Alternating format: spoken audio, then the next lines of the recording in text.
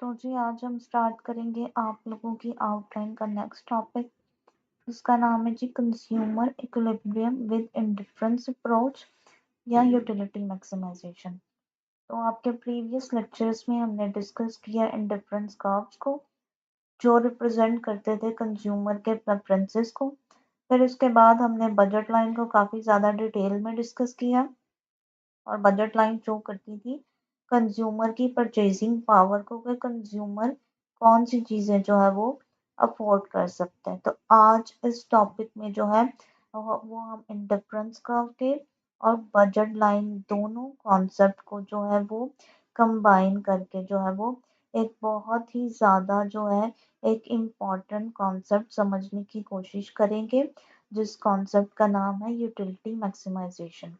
ठीक है, इसका ये दोनों कॉन्सेप्ट्स का जो जो है वो हम कंबाइन करके अंडरस्टैंड करेंगे के कंज्यूमर का जो है वो मेन ऑब्जेक्टिव क्या होता है।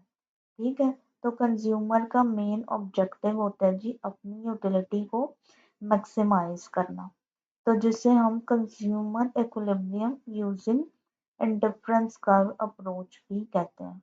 ठीक है, तो हम स्टार्ट करेंगे सबसे पहले कि कंज्यूमर का मेन गोल क्या होता है। कंज्यूमर का मेन और मोस्ट इम्पॉर्टेंट ऑब्जेक्टिव होता है अपनी यूटिलिटी को मैक्सिमाइज करना। अब यूटिलिटी मैक्सिमाइजेशन का मतलब क्या है? अब यूटिलिटी मैक्सिमाइजेशन का मतलब ये है कि एक रैशनल कंज्यूमर जो है वो एक ऐसा गुड्स का बंडल चूज करता है। ठीक है, एक रैशनल कंज्यूमर ऐसा गुड्स का बंडल चूज करता है जो उसे मैक्सिमम सेटिस्फेक्शन प्रोवाइड करे। ठीक है, जिससे मिलने वाली उसको यूटिलिटी जो है, सेटिस्फेक्शन जो है वो मैक्सिमम हो। ठीक है, और वो बंडल जो है वो उसकी बजट कंस्ट्रेन को भी रिस्पेक्ट करे। मतलब कि वो बंडल जो है वो उसकी इनकम के मुताबिक हो, वो जितने पैसे कमाता है उस इनकम के अंदर जो है वो अपनी सारी इनकम को स्पेंड करके वो बंडल खरीद सके। ठीक है, कि अगर हम सिंपल अल्फाज में बात करें तो कंज्यूमर जो है वो highest possible level of satisfaction को जो है वो अचीव करना चाहता है। ठीक है, हाईएस्ट पॉसिबल अपनी जो है वो सेटिस्फेक्शन के लेवल को अचीव करना चाहते हैं, लेकिन उसकी इनकम भी लिमिटेड है। ठीक है, और गुड्स की प्राइसेस भी लिमिटेड है। तो उसने अपने बजट के अंदर रहकर ऐसा बंडल चूज करना है जहां पर उसकी यूटिलिटी जो है वो मैक्सिमाइज हो सके। तो अब हम इसको मैथमेटिकली देखेंगे। तो मैथमेटिकली कंज्यूमर की यूटिलिटी मैक्सिमाइजेशन को जो है वो इस तरह से लिखा जाता है। ठीक है, तो जब हम कंज्यूमर की यूटिलिटी मैक्सिमाइज करते हैं सब्जेक्ट टू बजट कंस्ट्रेंट। ठीक है, subject to the condition that the total spending on goods does not exceed income, कि वो गुड्स पर जितने पैसे खर्च कर रहा है वो उसकी आमदनी से, वो उसकी इनकम के बराबर होने चाहिए या उससे कम होना चाहिए। उसकी जो गुड्स पे होने वाली स्पेंडिंग जो है वो उसकी इनकम से ज़्यादा नहीं होनी चाहिए। ठीक है, तो P X multiplied by X plus P Y multiplied by Y is less than और इक्वल टू इनकम।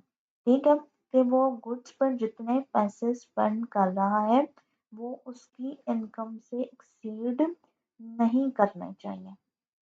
ठीक है, तो यहाँ पे बेसिकली एक बहुत ही ज़्यादा इम्पॉर्टेंट क्वेश्चन राइज होता है। ठीक है, कि why most the optimal bundle be on the budget line, why must the optimal bundle lie on the budget line, कि हमारा जो ऑप्टिमल बंडल है वो बजट लाइन के ऊपर ही क्यों होना चाहिए।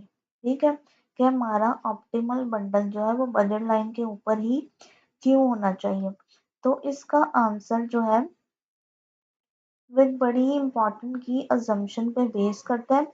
एक कंज्यूमर जो है वो कंज्यूमर के पास जी दो गुड्स हैं। ठीक है, और कंज्यूमर अगर दोनों गुड्स को जो है वो पसंद करता है the consumer likes more of both goods. ठीक है, तो अगर कंज्यूमर दोनों गुड्स को पसंद करता है तो उसका मतलब ये है कि गुड्स की मार्जिनल यूटिलिटी जो है वो पॉजिटिव है। तो अगर कंज्यूमर जो है ऐसा पॉइंट चूज करता है जो उसकी बजट लाइन के अंदर है, ठीक है, ये कंज्यूमर ने अगर एक ऐसा पॉइंट चूज कर लिया जो उसकी बजट लाइन के अंदर है, ठीक है, तो फिर क्या होगा, एक मिनट। तो कंज्यूमर अगर एक ऐसा पॉइंट चूज कर लेता है जो उसकी बजट लाइन के अंदर है, ठीक है, जो उसकी बजट लाइन के अंदर फॉल करता है, तो इसका मतलब ये है कि कंज्यूमर अपनी सारी इनकम स्पेंड नहीं कर रहा, उसकी कुछ इनकम जो है वो बच गई है, ठीक है, और वो अपनी बची हुई इनकम से भी बिल्कुल यूटिलाइज करके अपनी सेटिस्फेक्शन को इंक्रीज कर सकता है।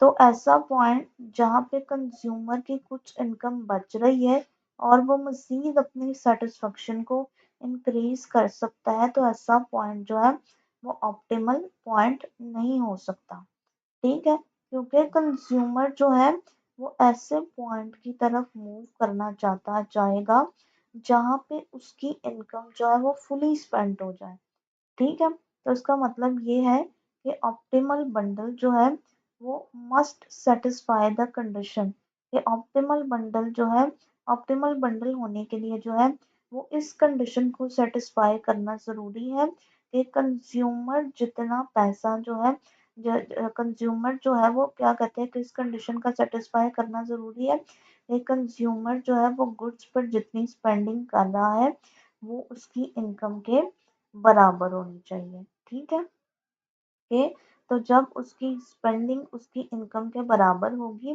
तो ये वाली कंडीशन होल्ड करेगी कब, जब ऑप्टिमल बंडल के केस में ये कंडीशन होल्ड करेगी, और ये कंडीशन कहती है कि कंज्यूमर की जो सारी इनकम है वो उसने इन दोनों गुड्स पे जो है वो खर्च कर ली है, ठीक है, तो ये था जी, क्या कहते हैं कि क्यों जो हमारा ऑप्टिमल बंडल जो है वो हमेशा बजट लाइन के ऊपर होना चाहिए।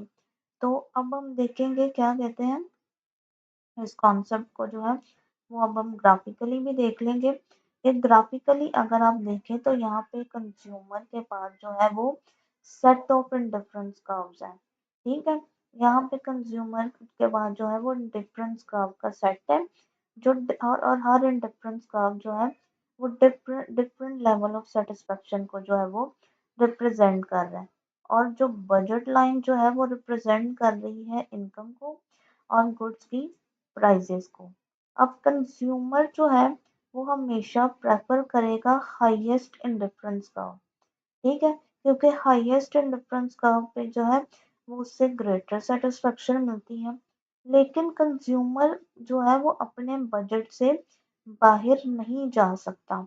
अब बजट से बाहर ना जाने का मतलब ये है कि कंज्यूमर अपनी बजट लाइन से बाहर नहीं जा सकता, क्योंकि बजट लाइन के बाहर अगर वो जाएगा तो वहां पे वो वाले पॉइंट आ जाएंगे जहाँ पर वो अपनी इनकम से ज़्यादा खर्च कर रहा होगा, तो क्योंकि वो उतना ही खर्च कर सकता है जितनी उसकी इनकम है, तो कंज्यूमर अपनी बजट लाइन से के बियॉन्ड मूव नहीं कर सकता। तो यहाँ पर जो है वो बेस्ट पॉसिबल सिचुएशन क्या है कि कंज्यूमर का हाईएस्ट अटेनेबल इंडिफरेंस कर्व कौन सा होगा, वो वाला इंडिफरेंस कर्व होगा जो उसकी बजट लाइन को टच कर रहा होगा, ठीक है, द कंज्यूमर का हाईएस्ट अटेनेबल इंडिफरेंस कर्व वो होगा जो उसकी बजट लाइन को एक ही पॉइंट पर जो है वो टच कर रहा होगा। तो जहाँ पे कंज्यूमर जो highest possible indifference curve consumer की बजट लाइन को टच करता है, उसके साथ टेंजेंट होता है, तो उसको पॉइंट को जी ऑप्टिमल बंडल कहा जाता है। तो यहाँ पे पॉइंट ए जो है वो ऑप्टिमल बंडल को शो कर रहा है, क्योंकि इस पॉइंट पर कंज्यूमर जो है वो अपनी बजट कंस्ट्रेन, अपनी गिवन बजट कंस्ट्रेन के मुताबिक जो है उसने अपनी मैक्सिमम सेटिस्फेक्शन को जो है वो अचीव कर ली है, ठीक है, अब यहाँ पे जो है उसने अपनी मैक्सिमम सेटिस्फेक्शन को इंक्रीज कर लिया। अब जब ऑप्टिमल पॉइंट पर जो है, जब कंज्यूमर अपना ऑप्टिमल बंडल जो है वो अचीव कर लेता है, तो ऑप्टिमल पॉइंट पर जो है एक बड़ी इंपॉर्टेंट कंडीशन जो है वो होल्ड करती है, और उस कंडीशन को जी टेंजेंसी की कंडीशन कहा जाता है। अब इस कंडीशन के मुताबिक जो है वो टेंजेंसी की के ऑप्टिमल बंडल के केस में टेंजेंसी की कंडीशन क्या है कि टेंजेंसी की कंडीशन के मुताबिक जो है कि जब हमारा इंडिफरेंस कर्व हमारी बजट लाइन के साथ टेंजेंट होता है, तो उस पॉइंट पर हमारे इंडिफरेंस कर्व की जो स्लोप है हमारी बजट लाइन की स्लोप के बराबर हो जाती है। ठीक है, तो हमारी इंडिफरेंस कर्व की स्लोप हमारी बजट लाइन की स्लोप के बराबर हो जाती है। और हमें ये भी पता है कि slope of indifference curve is equal to negative of marginal utility of X divided by marginal utility of Y, और slope of budget line is equal to negative of price of X divided by price of Y. तो यहाँ पे जब optimal point पर जो है वो marginal utility divided by marginal utility of X divided by marginal utility of Y must be equal to the price of X divided by price of Y. ये optimal point पर जो है वो हमारी इंडिफरेंस कर्व की जो slope है हमारी बजट लाइन की स्लोप की जो है वो बराबर होनी चाहिए।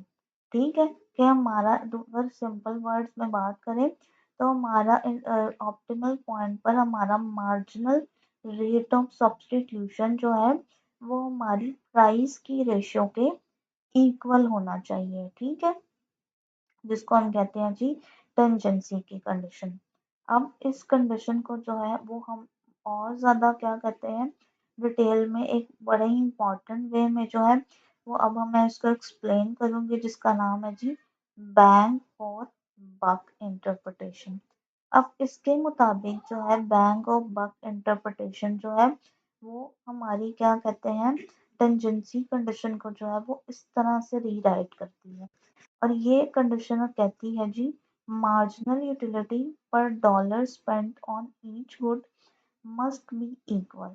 कि एक गुड पर जो आपने पर डॉलर मार्जिनल एक गुड पर स्पेंड किए जाने वाले पर डॉलर से मिलने वाली जो मार्जिनल यूटिलिटी है वो इक्वल होनी चाहिए। ठीक है, कि आपने क्या कहते हैं मार्जिनल एक्स पर स्पेंड करने वाले डॉलर से मिलने वाली यूटिलिटी जो है वो वाई पर स्पेंड होने वाली पर डॉलर से मिलने वाली यूटिलिटी के बराबर होनी चाहिए।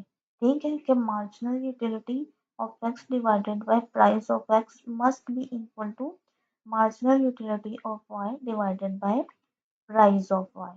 कि अगर सिंपल टर्म्स में बात करें कि each unit of money spend on different goods must must provide the same level of additional satisfaction.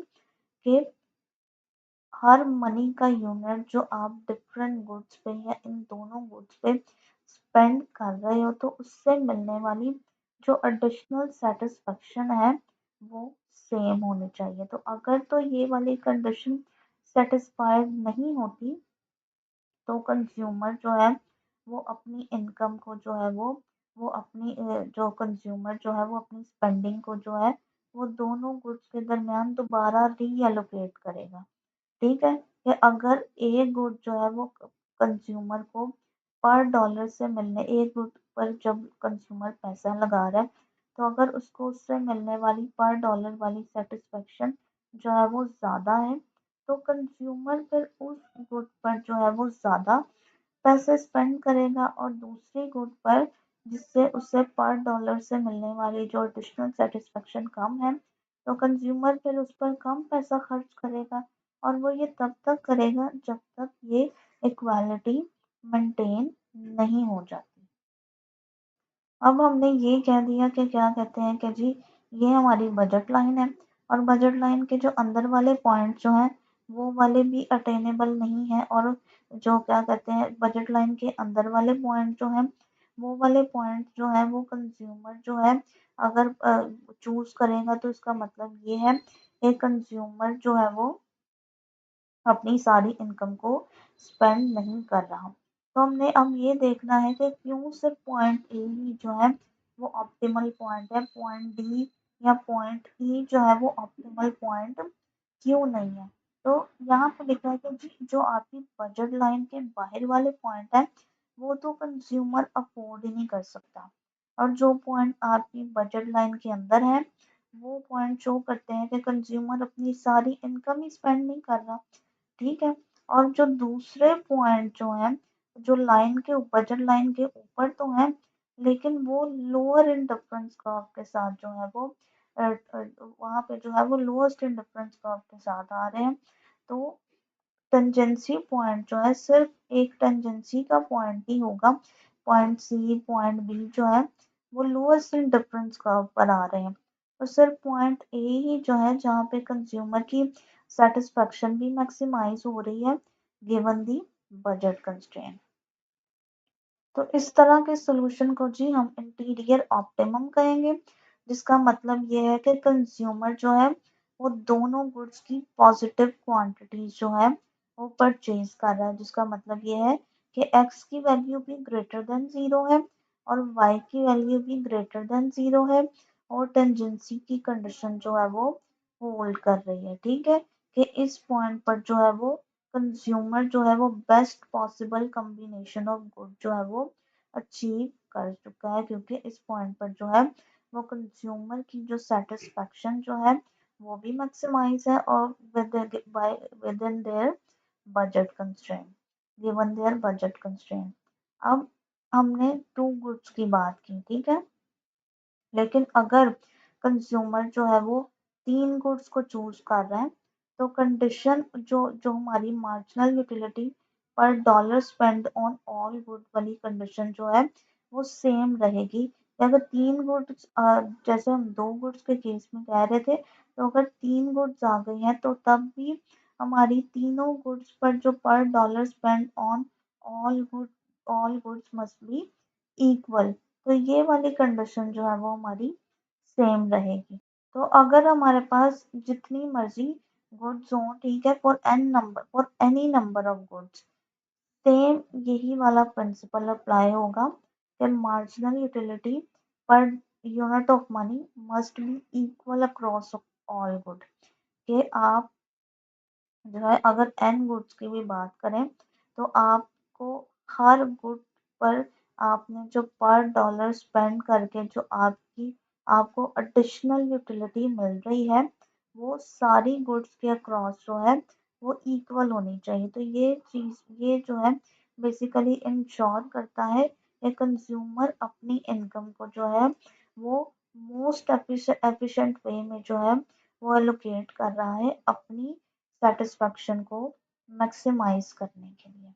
ठीक है, तो मार्जिनल यूटिलिटी मैक्सिमाइजेशन या कंज्यूमर इक्विलिब्रियम वहां पर होता है जहां पे हमारा हाईएस्ट इंडिफरेंस कर्व जो है वो हमारी बजट लाइन को जो है वो टच करता है। तो ये फिर हमारी इस केस में तो इस तरह से हमारी टेंजेंसी की कंडीशन भी सेटिस्फाई हो जाती है, और हमारा जो मार्जिनल यूटिलिटी पर मार्जिनल यूटिलिटी पर डॉलर वाला रूल जो है वो भी सेटिस्फाई हो जाता है। ठीक है, तो ये कॉन्सेप्ट था, क्या कहते हैं, ये कॉन्सेप्ट जो है बेसिकली बहुत ज़्यादा रियलिस्टिक वे में जो है वो एक्सप्लेन करता है कि किस तरह कंज्यूमर जो है वो अपने लिमिटेड रिसोर्सेज के अंदर रहकर जो है वो ऑप्टिमल डिसीजंस ले सकते हैं। तो आई होप आप लोगों को इस कॉन्सेप्ट की अच्छे तरीके से समझ आ गई।